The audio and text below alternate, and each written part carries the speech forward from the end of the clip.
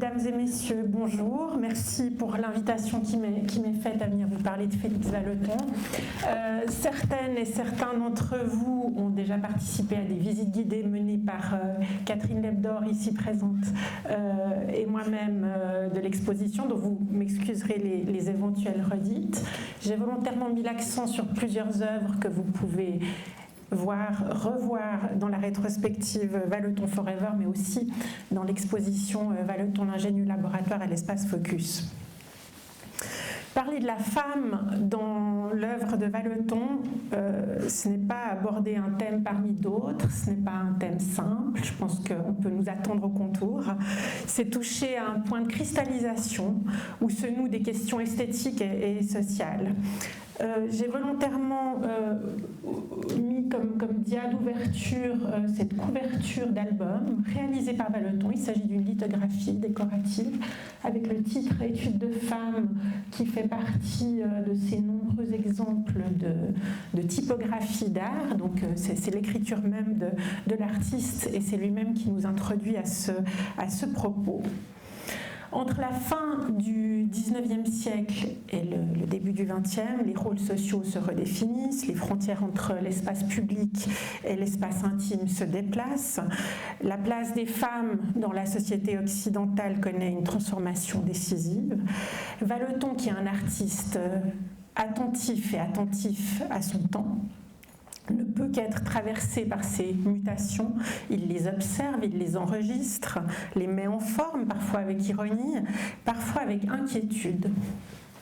Je vous propose aujourd'hui de suivre un mouvement qui traverse une partie de l'œuvre de l'artiste, de la femme vêtue à la femme dévêtue, de l'espace public à l'espace intime, en interrogeant ce que ces glissements révèlent du regard de l'artiste. Chez le jeune Vallotton, la femme apparaît tout d'abord dans des portraits. Elle se cristallise autour de deux figures féminines que tout oppose. La première est sa mère, Louise Rezingue, dite Emma. Femme au foyer, figure du quotidien, elle est le premier modèle du jeune artiste.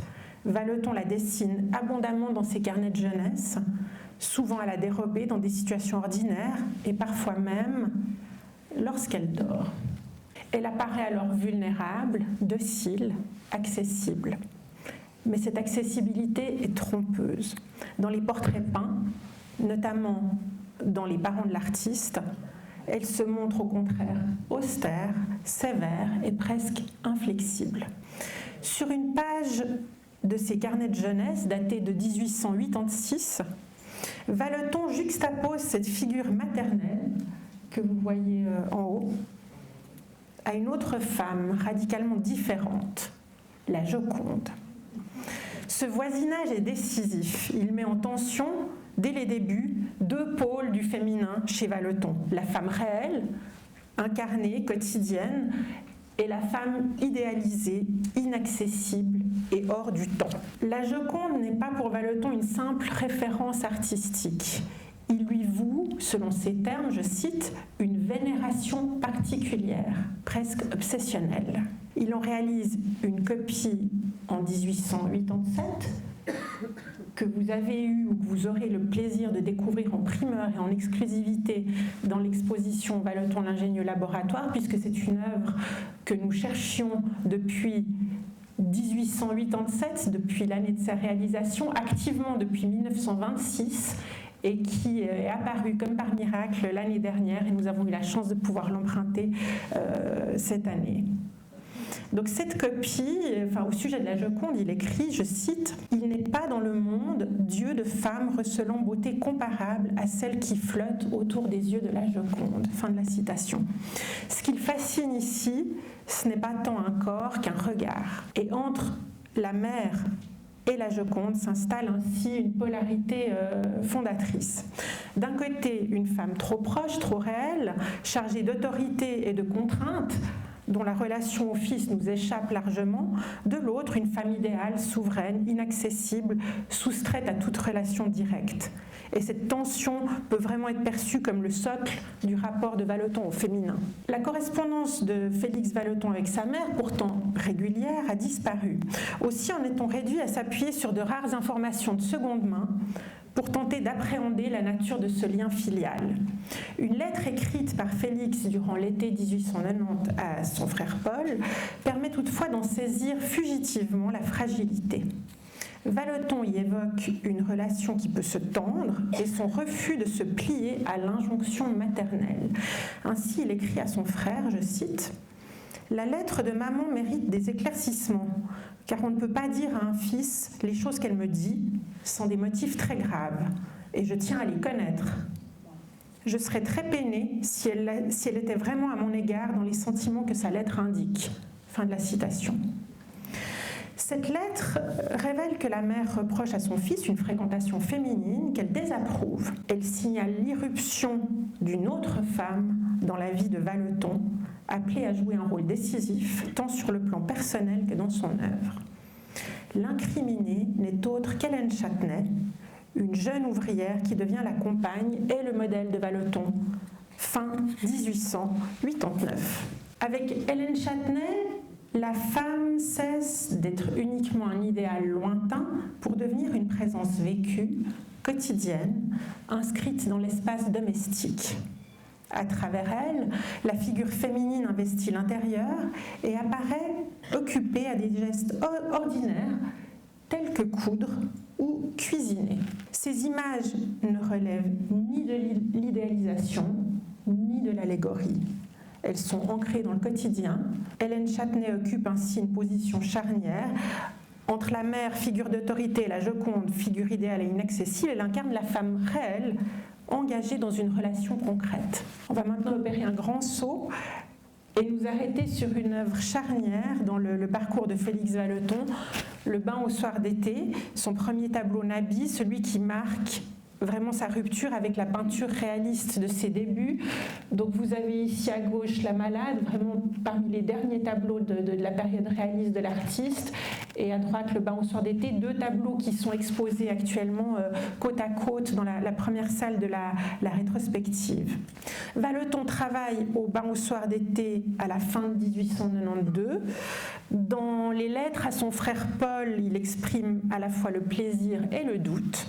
Je cite, « Je fais un tableau pour moi, avant d'avouer quelques jours plus tard combien l'œuvre le rend perplexe, oscillant entre satisfaction et rejet. » Cette hésitation dit bien qu'il s'agit vraiment d'un moment de bascule. Ce tournant s'explique par sa rencontre récente avec les Nabis, Maurice Denis, Édouard Vuillard, Pierre Bonnard, qui défendent une peinture décorative et symboliste en réaction au naturalisme dominant. Vallotton présente Le bain au soir d'été au Salon des Indépendants de 1893, où il obtient un succès de fou rire, comme l'écrira un critique. L'échec est tel que Vallotton s'éloigne ensuite de la peinture pendant près de 5 ans, se consacrant surtout au dessin de presse, à l'illustration et à la gravure sur bois, des domaines dans lesquels il obtient un grand succès. Mais que nous montre ce tableau si mal accueilli ? 22 femmes de tous âges, dont environ la moitié est nue. D'autres s'habillent ou se déshabillent, on ne sait pas très bien. Certaines se baignent dans un bassin de briques à ciel ouvert. Sur la pelouse, les habits et tissus aux motifs variés forment des aplats chromatiques. Cette composition emprunte à la peinture médiévale une organisation en registre. En haut, le pré, en bas, le bassin, une figure centrale qui descend les marches sous des rayons d'or, qui évoque une lumière divine. Dans son livre de raison, Vallotton décrit, je cite, « des femmes se baignant dans une piscine de briques ». Fin de la citation. Or, le terme de piscine renvoie alors encore au bassin probatique, lieu de purification. La nudité partielle des femmes et leur simple chemise exclut l'idée de bain public réglementé. Le décor évoque plutôt les lavoirs publics du XIXe siècle, espace féminin où on lavait le linge avant de l'étendre sur l'herbe pour le blanchir. Le bain au soir d'été apparaît comme une scène très ambiguë, à la fois baignade collective, scène domestique, rite de purification, où se mêlent les registres profanes et sacrés. Cette ambiguïté en fait un véritable manifeste précoce. Vallotton y affirme déjà une manière de penser la peinture comme un espace de tension entre ancien et moderne, entre sacré et profane, entre montré et caché. Et c'est par le vêtement que Vallotton entre pleinement dans le théâtre social de son temps. Son activité de dessinateur de mode, mise à jour récemment, dont vous avez un aperçu dans l'exposition Vallotton Forever, une activité exercée dans le plus strict anonymat entre 1893 et 1898, joue ici un rôle structurant. En dessinant des vêtements isolés, on les voit ici, ou là, ou encore ici, détachés du corps et privés de toute identité, Vallotton apprend à penser l'étoffe comme une forme autonome, comme un signe.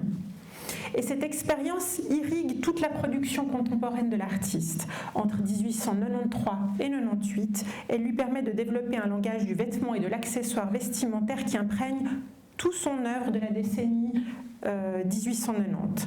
Gravure, illustration, dessin de presse et tableau n'habit. Le vêtement y agit comme un signe, à la fois surface plastique et indice social, capable à lui seul de désigner une identité, une fonction, un statut, une appartenance sociale. Vallotton observe à partir de là la foule comme un ensemble de silhouettes codées où chaque détail vestimentaire contribue à la lisibilité du corps social. Et au cœur de ce théâtre social, la figure de la Parisienne occupe une place à part. Elle est un repère visuel dans la foule anonyme.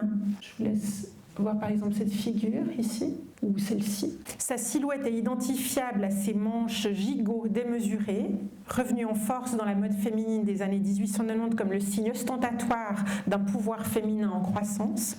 Le chapeau revient aussi à l'honneur, il parachève l'élégance et l'exagère parfois jusqu'au grotesque, comme on le voit avec cet oiseau empaillé sur le chapeau de la dame au premier plan du dessin ici au centre. La figure de la Parisienne incarne à la fois une affirmation de présence féminine dans l'espace public et un objet d'observation pour l'artiste.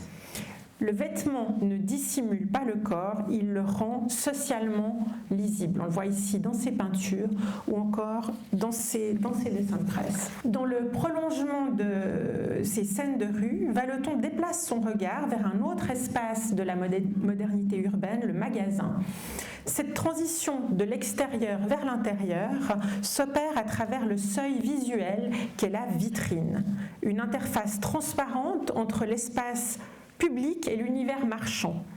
Vallotton s'y intéresse très tôt comme à un lieu d'observation du regard, mais aussi comme à un espace où la femme occupe une place centrale, à la fois visible, regardée et actrice. Ici, dans le tableau Les Passants, Vallotton joue subtilement de cette frontière poreuse entre ceux et celles qui circulent dans la rue et ce qui est exposé derrière la vitre qu'on voit ici, ou encore là. Donc il y a volontairement une confusion un peu entre les silhouettes qui sont en vitrine et celles qui sont dans la rue. Le thème revient dans plusieurs œuvres où l'inscription mode signale explicitement le champ vestimentaire. Elle est lisible de l'intérieur dans la lithographie modiste, une lithographie réalisée pour l'album Études de femmes avec lequel j'ouvrais cette présentation, qui recentre l'attention non seulement sur la cliente, mais aussi sur celle qui fabrique, la modiste. Ouvrière artisane, figure essentielle mais souvent invisible de l'économie de la mode. Vallotton reprend ce motif dans La Modiste, gravé sur bois en 1894, ici à gauche. Avec Le Bon Marché, gravé en 1893, que vous voyez à droite, puis peint en 1898, la femme devient le véritable pivot de ce nouvel espace. Le lieu est pensé pour elle, pour sa circulation, son regard, son désir. Le flot des étoffes, on le voit ici à droite, rivalise avec celui des consommatrices au point que tissu et corps semblent parfois se confondre. Dans la version peinte du Bon Marché, actuellement exposée dans Valeton Forever, un tableau qui n'a pas été vu en Suisse depuis 1898, Valeton adopte un format hautement significatif, le triptyque, emprunté aux retables médiévaux, traditionnellement réservés à la peinture religieuse. Ce dispositif confère aux grands magasins, une dimension quasi sacrée. Le lieu de consommation prend des allures de sanctuaire moderne avec ses fidèles, les consommatrices, ses rituels et ses objets de dévotion que sont les marchandises. Le panneau central est structuré par le grand escalier métallique conçu pour organiser le flux et inciter la clientèle à parcourir les rayons. Donc l'escalier n'est pas sans rappeler celui du bain au soir d'été, une autre œuvre où cohabite le profane et le sacré. Dans les deux cas, il guide les corps et les regards. Et ici, on a une foule qui est majoritairement féminine au centre. Les figures, elles sont rendues presque indifférenciables par leur tenue sombre. Et l'éclairage électrique qui est explicitement représenté par les lampes qu'on trouve ici et là, permet de mettre en valeur les couleurs des produits. Les volets latéraux fonctionnent comme des zooms visuels, à gauche flacons et cosmétiques, à droite ombrelles et rubans. À la place des seins des retables anciens, Valeton installe les consommatrices modernes et les objets qui leur sont destinés. La femme est partout, comme travailleuse, comme cliente, comme cible du désir marchand, mais aussi comme figure structurante de la composition. Progressivement, chez Valeton, les foules se dissipent, le regard se resserre, le collectif cède la place au couple et l'espace public à l'intérieur bourgeois. Ce glissement vers l'intérieur s'affirme pleinement avec la série Intimité, une célèbre suite de 10 xylographies réalisées en 1897 et 1898. Chaque planche met en scène un homme et une femme dans un intérieur bourgeois. Leur relation est souvent équivoque, ouverte à des interprétations divergentes. Les scènes déclinent avec passablement de pessimisme les aspects les plus sombres de la vie sentimentale et conjugale ou extra-conjugale, tromperie, hypocrisie, cruauté, malaise. Le dialogue entre l'image et le titre, toujours intégré à la composition, joue un rôle déterminant dans cette lecture. Pourtant, Valeton ne distribue pas les rôles de manière univoque. La femme n'est ni victime désignée, ni figure fatale systématique. Elle partage avec l'homme un espace de tension, de silence et de rapports de force qui sont instables. Sur le plan formel, je vous laisse observer que cette noirceur finit par engloutir les corps eux-mêmes. Les vêtements se fondent dans le décor en larges aplats noirs. L'intérieur ne se contente plus d'accueillir l'action, il en devient vraiment le complice.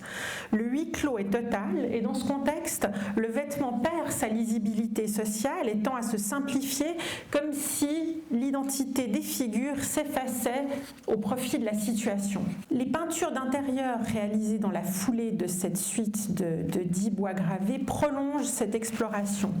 La chambre rouge, la visite, l'attente ou 5 heures reprennent la même économie de moyens et la même dramaturgie du non-dit. Là encore, la femme est au centre, mais sans posture assignée. Dans l'attente que vous avez en haut à droite, la femme est présente tout en étant absente, elle est suggérée. Un homme l'attend derrière la fenêtre, elle est attendue probablement pour un rendez-vous. On a comme signe la présence de 2 verres et de quelques biscuits, 2 verres posés sur la table. Dans ses œuvres, Valeton ne moralise pas, il observe. Il construit des situations où la femme n'est ni idéalisée ni condamnée, mais prise dans un réseau de relations de gestes parfois suspendus, parfois violents. On voit ici la main de l'homme qui tient fermement le bras de la femme. Elle est actrice autant que révélatrice d'un déséquilibre qui est plus large, celui du couple, et au-delà, celui d'une société où les rôles ne sont plus aussi stables qu'ils le paraissaient. Avec intimité et les intérieurs qui sont peints dans leur sillage, Valeton met en scène des hommes et des femmes qui ne sont pas identifiés, qui forment en quelque sorte un couple générique. Les intérieurs qui les accueillent révèlent du même registre. Le mobilier y est volontairement schématique, sans ancrage précis dans un lieu réel. Il ne s'agit pas d'espaces vécus, mais d'intérieurs imaginaires, conçus comme des décors mentaux qui sont au service de la situation. Je vous rappelle en bas à droite que le tableau porte pour titre la chambre rouge. Le lieu, la chambre rouge, est un véritable protagoniste. Elle ne renvoie pas à une expérience personnelle précise, mais elle propose une vision à distance de la vie sentimentale et conjugale. Ces scènes peuvent aussi se lire à l'aune d'un moment biographique précis pour Valeton, le mariage avec Gabrielle Rodrigue Henrique, née Bernheim. Les tableaux de cette période déplacent le regard vers un espace conjugal stabilisé. Les intérieurs domestiques qui suivent alors montrent Gabrielle, l'épouse du peintre elle-même. Le changement est net. Les lieux deviennent identifiables, tout comme le mobilier, désormais ancré dans un cadre réel et reconnaissable. Le décor cesse d'être un simple support narratif pour devenir un espace habité. Il n'est plus question de tension ni de noirceur, mais d'un confort bourgeois assumé. La femme n'y est ni figure allégorique, ni enjeu conflictuel. Elle est l'épouse, inscrite au centre d'un espace conjugal précisément situé. Le mariage fait ainsi entrer Valeton dans une période de transition au cours de laquelle il délaisse progressivement la gravure et l'illustration pour se consacrer désormais presque exclusivement à la peinture. Cette période voit s'imposer un genre jusque-là peu présent dans son œuvre peinte, le nu, vers lequel il s'engage résolument. Le nu qui avait déjà fait son apparition dans les dernières années du XIXe siècle. Dans ce passage vers la nudité, l'étoffe, via le drapé, la serviette, l'écharpe ou le rideau, continue de jouer un rôle essentiel. L'étoffe instaure une tension permanente entre visibilité et réserve et prolonge sous d'autres formes les jeux de dévoilement et de dissimulation qui sont déjà à l'œuvre dans les scènes d'intérieur. Cette évolution s'accentue à la fin de l'année 1904, période de transition, pendant laquelle Valeton s'essaye à la sculpture. Les statuettes qu'il modèle sont une façon de renouer pour lui avec la tridimensionnalité qui était écartée de ses œuvres nabies, au profit d'une esthétique fondée sur l'aplat. En peinture, ce retour au volume s'exprime dans les grands nus entrepris dès la fin de 1904, où les corps gagnent en présence plus réaliste. En 1905, Valeton fait de sa grande toile Le repos des modèles le manifeste affirmé de cette nouvelle démarche. Placé au premier plan de cette grande composition sous la forme de deux figures, le nu s'impose comme un genre désormais central dans son œuvre. Plutôt que de se représenter au chevalet dans le miroir, Valeton livre un autoportrait en creux et un bilan de son parcours artistique. Dans le reflet apparaissent une portion du portrait de ses parents, où les têtes sont coupées, et un petit paysage nabi. Ces deux genres, portrait et paysage, et ces deux manières, académique et nabi, sont alors délaissés par le peintre. Il se trouve littéralement relégué derrière lui, appartenant au passé. Placés au premier plan, les deux figures affirment la place désormais centrale accordée au nu. Dans le prolongement du repos des modèles, Valeton explore autour de 1907 le nu au pluriel. 3 tableaux que vous avez l'occasion de voir actuellement côte à côte au deuxième étage de la rétrospective. Il réalise de grandes compositions qui réunissent plusieurs figures de femmes nues. Les femmes n'y forment pas vraiment un groupe au sens narratif. Le rassemblement répond avant tout à une logique plastique. Les corps sont juxtaposés, distribués dans l'espace comme des masses, des volumes, des rythmes. Ces figures ne sont d'ailleurs ni identifiées ni individualisées. Elles relèvent d'un nu collectif, où l'attention se porte moins sur la psychologie que sur la présence physique des corps. La nudité n'y est ni érotisée, ni dramatisée. Ces compositions constituent ainsi un moment transitoire dans l'œuvre de Vallotton, une étape où le nu est encore pensé au pluriel, avant que le regard ne se resserre progressivement vers la figure féminine isolée. Autant de tableaux où le drapé, une fois encore, désigne une partie du corps qu'il prétend soustraire au regard. Ce jeu entre visibilité et réserve s'amorce, on l'a vu, dès le bain au soir d'été, avec ces femmes qui s'habillent et qui se déshabillent, et se déploie dans quantité de compositions chez Vallotton. Ici à gauche, dans Femme nue, rideau vert, la serviette fait écho au rideau entrouvert à l'arrière-plan. Au centre, dans le nu au poil, mais plus encore à droite dans la baigneuse de face fond gris, le drapé agit comme une retenue symbolique face à la frontalité du corps. Dans l'automne, à gauche, l'écharpe verte accroche le regard en accentuant la tension visuelle. Dans le chapeau violet au centre, une bretelle glisse de l'épaule, vestige du monde habillé qui est sur le point de céder. Et dans le nu à l'écharpe verte à droite, les jambes croisées de la modèle et la mousseline s'allient pour à la fois masquer et révéler le sexe de la femme endormie.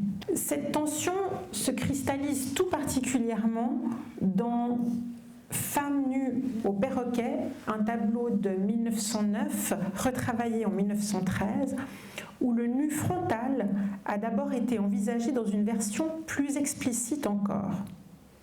L'esquisse à l'origine de la composition, que vous voyez ici à droite, atteste que Vallotton avait placé dans la main du modèle un miroir tenu devant son pubis. Ce dispositif hautement suggestif a sans doute été abandonné à la demande de Paul Vallotton, le frère de l'artiste, marchand également, qui voulait acquérir la toile.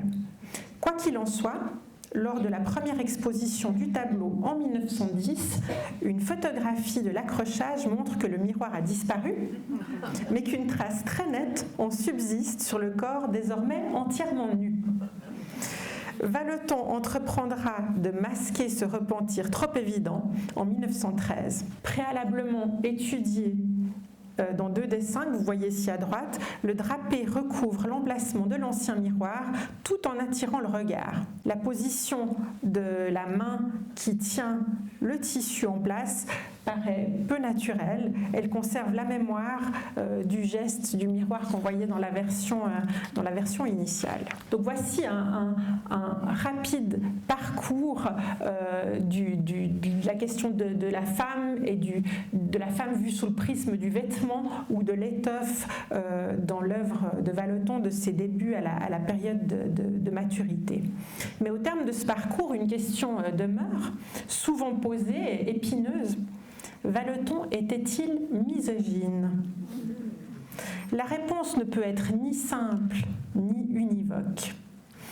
Vallotton apparaît avant tout comme un témoin d'un moment charnière de l'histoire sociale lorsque les femmes investissent de nouveaux espaces et revendiquent de nouvelles libertés.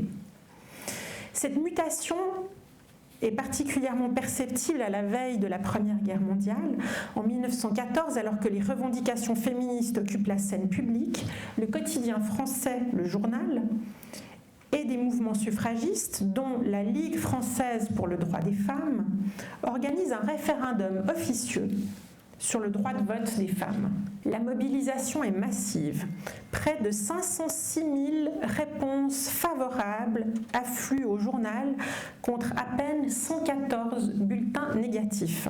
La question du suffrage féminin sera toutefois éclipsée par le déclenchement de la guerre. La Ligue française pour le droit des femmes édite, à l'occasion de ce référendum, une pochette féministe contenant 6 cartes postales de propagande illustrées par 6 artistes, parmi lesquels figure, je vous le donne en mille, Félix Vallotton. Une lettre de Vallotton datée du 12 avril 1914, probablement écrite en réponse à une enquête liée à ce référendum, éclaire bien l'ambiguïté de sa position. Je cite, à propos des femmes, donc je cite, « Pour ce qui est des droits à leur reconnaître, je ne suis hostile à aucun, et mon désir serait de les leur donner tous. L'expérience en vaudrait la peine et cela liquiderait la question. Je crains cependant que l'ère féminine de l'humanité, j'entends par là celle de la domination de la femme sur l'homme, car la nature ne comporte pas d'égalité mais le triomphe du fort sur le faible, je crains, dis-je, que cet écart qui semble le but de toutes les revendications féministes ne soit pour le monde l'occasion de carnage, d'infamie et de férocité, auprès de quoi les massacres raisonnables d'antan ne seront que des idylles. Fin de la citation. Vallotton exprime ici une crainte profonde, celle d'une domination de la femme sur l'homme qui l'associe à une possible guerre des sexes. Cette inquiétude n'est pas marginale, elle traverse son œuvre, notamment dans les scènes de confrontation, de désir et de rapport de force entre hommes et femmes qui se cristallisent au moment de la guerre. Certaines figures mythologiques viennent cristalliser cette réflexion. Vallotton s'empare ainsi du mythe d'Andromède, traditionnellement représenté au moment de sa délivrance par Persée. Lui choisit au contraire de se concentrer sur la femme seule, enchaînée, les chaînes pouvant être vues comme le symbole de la domination masculine. Le regard vers le lointain évoque un autre horizon, une aspiration à la liberté. Le sourcil froncé introduit une note de méfiance. Il ne s'agit pas d'une promesse assurée, mais d'une conscience lucide de l'incertitude, celle d'une femme contemporaine qui interroge son asservissement autant que les conditions de son émancipation. La Première Guerre mondiale accélère brutalement la transformation, les femmes investissent des rôles jusque-là réservés aux hommes. Vallotton, sans posture militante, en capte les tensions dans l'image d'une femme forte, musclée, qui fume, une femme de son temps, consciente de sa puissance nouvelle. En peignant la femme comme elle est, Vallotton, loin de la dénigrer, lui reconnaît l'humanité qu'elle revendique. Il ne l'idéalise pas, ne la corrige pas, ne la moralise pas. Les femmes l'ont bien compris et c'est avec elles que je terminerai ma présentation. Ainsi, sa biographe et amie, Eddie Ann Lozère, qui écrit dans la biographie qu'elle consacre à Vallotton en 1936, je cite, « C'est à ceux qui oppriment la créature dont il a le respect intégral que s'adresse le sarcasme dont sa tendresse est mêlée. Ces petites femmes sont ses sœurs malheureuses. Il aimait à se pencher sur leurs faiblesses, à adoucir leur misère. » Fin de la citation. Mais rien ne saurait toutefois mieux conclure ces propos que ces lignes écrites en 1919 par une amie de Vallotton, l'artiste et femme de lettres Louise Hervieux. Je cite, « Femmes, petites et grandes, vous pourrez l'aimer, car il vous aura toutes aimées dans votre touchante humanité, les maigres, les plus grasses, les brunes, les blondes aussi. Le soin qu'il mit à étudier les détours de vos corps, sans en oublier les tares amusantes, bras trop grêles ou petits ventres ballonnés de coussins trop remplis, en fait votre ami le plus assidu. » Je vous invite à retenir ça, mesdames. Vallotton est notre ami le plus assidu. Aujourd'hui encore, ce regard continue d'agir. Des artistes femmes contemporaines se réapproprient Vallotton en citant ses œuvres, notamment ses nus féminins, non dans un esprit de dénonciation, mais de filiation.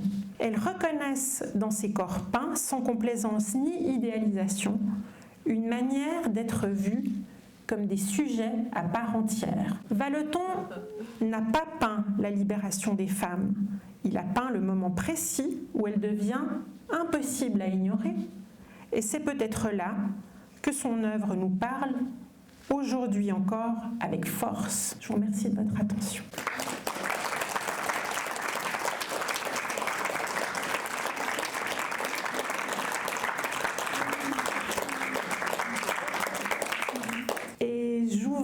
La discussion, toutes les questions sont bienvenues. Je peux aussi revenir sur l'une ou l'autre des diapositives si vous voulez que je m'y arrête ou si ça suscite des questions. Je pourrais revoir l'avant-dernière, pas celle-ci là.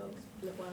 Donc je vous ai montré trois confrontations d'œuvres d'artistes. J'ai volontairement mis leur année de naissance aussi pour voir que c'est des artistes jeunes, ancrés dans une pratique tout à fait contemporaine et dans la mise en présence de leur œuvre aux côtés de celle de Vallotton. Voilà, je trouve qu'il se passe des choses tout à fait intéressantes et nouvelles.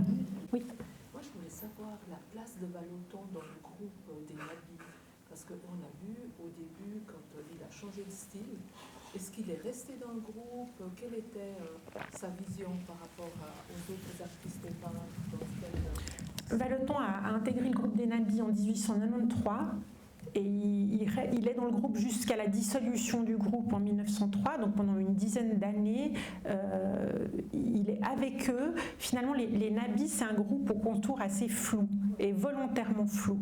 C'est-à-dire que chacun des membres avait la possibilité, les artistes appartenant au groupe amenaient des amis qui de temps en temps participaient soit à une publication, soit à une exposition, ce qui fait qu'on trouve des artistes aussi comme Lautrec qui parfois sont dans des manifestations d'artistes Nabis. Donc c'est un groupe au contour flou qui ne s'appelait pas Nabis à l'époque, c'est vraiment entre eux, ils utilisaient ce nom, mais officiellement c'est un groupe qui n'avait pas de nom et pas d'appartenance, vraiment pas de membres attitrés strictement.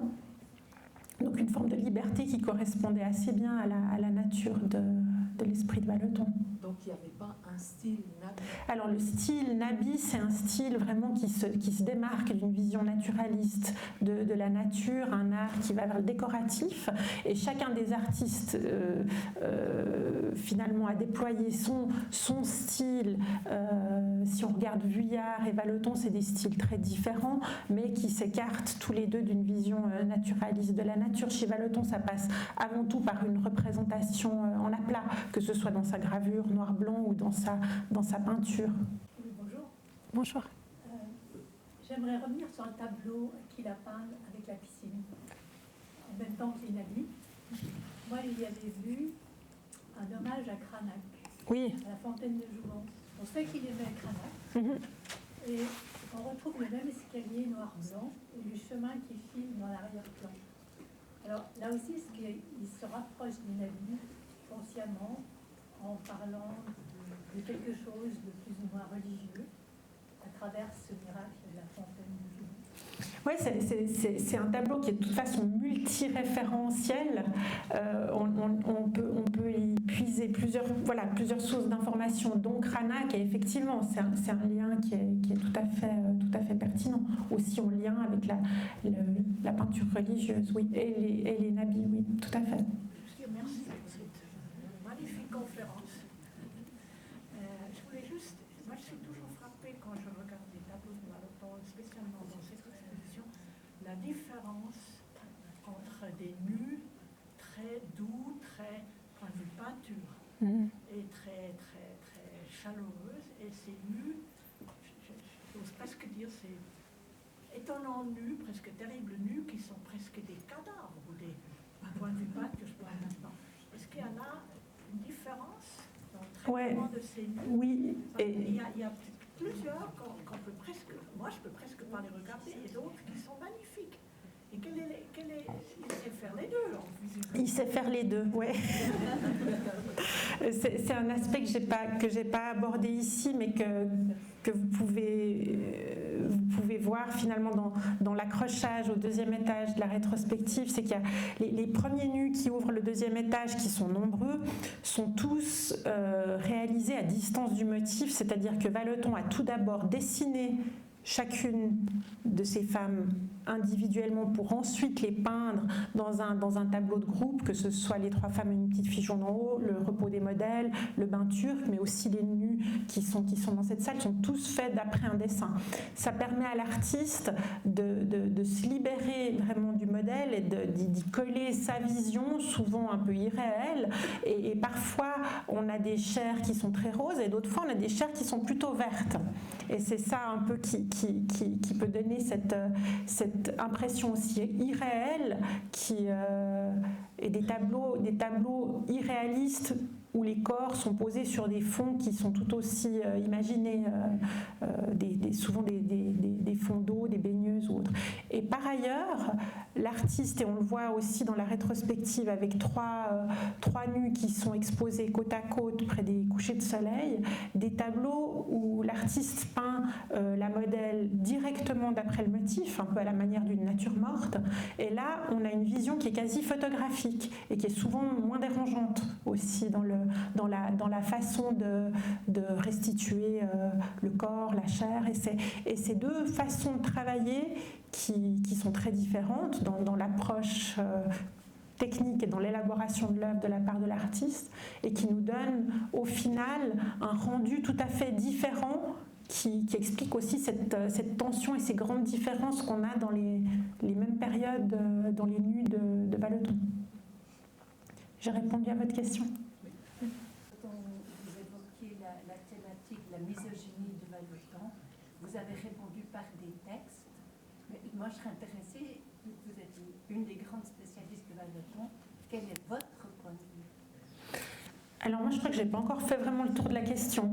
Et puis cette conférence, elle me permet de l'aborder avec un peu de provocation. J'ai presque envie d'en faire un artiste un peu féministe. Mais j'ose pas, j'ai pas assez de matière pour pouvoir l'affirmer. Mais je pense que c'est beaucoup plus trouble. Et ça demanderait une étude plus approfondie, aussi bien de ses propos, de la mise en perspective de ses propos avec certaines de ses œuvres, de participation à certains projets en lien avec ses convictions. Cette pochette féministe de carte postale, on voit que le sujet il est plus proche de la guerre que de la question féministe. On voit un artiste qui n'est pas forcément très à l'aise avec le type de représentation qu'il peut fournir à la Ligue du droit des femmes, mais en même temps, cette Ligue du droit des femmes, si on s'y intéresse un peu, elle est probablement très proche de cercles anarchistes dont Vallotton est proche également. Donc il y a tous ces aspects-là qui demandent d'être lus vraiment à la lumière de l'histoire sociale de l'époque. Donc je ne peux pas vous donner une réponse très claire. Moi-même, j'ai des questionnements qui sont multiples et qui sont nourris aussi des échanges au moment des visites guidées, des échanges avec vous. Je trouve que c'est enrichissant, c'est intéressant, mais moi-même, j'ai pas une réponse claire à vous fournir sur la question. Moi, j'ai un tout petit élément à vous fournir pour votre réflexion. C'est un sondage auprès de 3 messieurs. Et j'ai eu de leur part 3 fois la même réaction. C'est que ces femmes manquent d'affect. De manière générale. Et je ne sais pas, peut-être que c'est le petit côté féministe qui gratte quelque chose. Mais je pense qu'il y a aussi...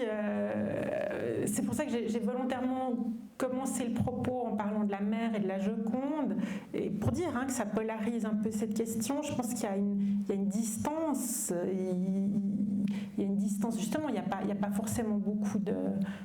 Il n'y a pas beaucoup d'affect qui se dégage de ces représentations, mais une observation.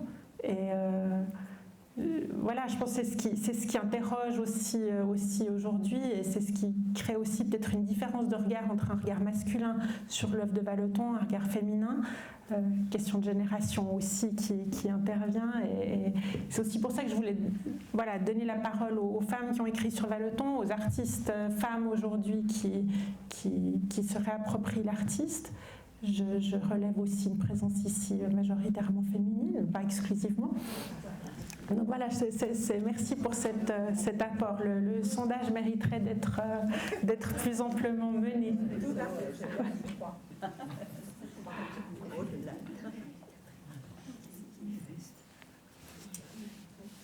Oui. Si je pose encore une question. Moi, j'aurais voulu savoir quelques éléments j'aurais voulu connaître quelques éléments de sa vie personnelle, si on a des informations. Je reformulerai. Est-ce qu'il a eu des enfants? Est-ce qu'il a bien pu vivre de la vente de ses œuvres? C'est nu, est-ce que ça fait scandale? Alors les éléments biographiques, oui, Vallotton n'a pas eu d'enfant. Il a épousé Gabrielle Rodrigue Henrique, qui était une jeune veuve, mère de 3 enfants. Donc il a été le beau-père de 3 enfants avec des moments plus faciles que d'autres. Il a vécu de son art avec difficulté au début, c'est-à-dire il parle lui-même d'être régulièrement dans la dèche. Tout son travail aussi d'illustrateur, dessinateur de mode, je l'ai évoqué, le travail de dessinateur de mode était un travail alimentaire qui lui rapportait jusqu'à 1/3 de ses revenus. Alors qu'il était encore en formation à Paris, il a dû faire des travaux de restauration pour vivre, mais c'était une vie difficile. Au moment de son mariage, au moment où il revient à la peinture, les choses sont plus confortables pour lui. Oui, c'est un artiste qui a pu vivre de son art. Maintenant, ces nus qui font scandale, certains ont fait scandale. Il avait aussi toute une part de la critique qui lui était favorable, une autre part pas. C'est un artiste qui est resté intransigeant, c'est-à-dire que même quand la critique l'a éreinté, c'est le cas notamment avec certaines scènes mythologiques, il est resté sur sa voie, il n'a pas cédé à la mode, donc c'est aussi un artiste tout à fait intransigeant. Il n'y a plus d'autres questions ? Dans ce cas-là, je vous invite à voir et revoir les œuvres qui sont présentées dans Vallotton Forever, mais aussi dans l'ingénieux laboratoire sous ce prisme. Et voilà, moi de mon côté, je vais poursuivre la réflexion sur ce thème. Et peut-être que dans quelques années, on aura l'occasion de se revoir et j'aurai de nouveaux éléments à apporter à la question. Merci.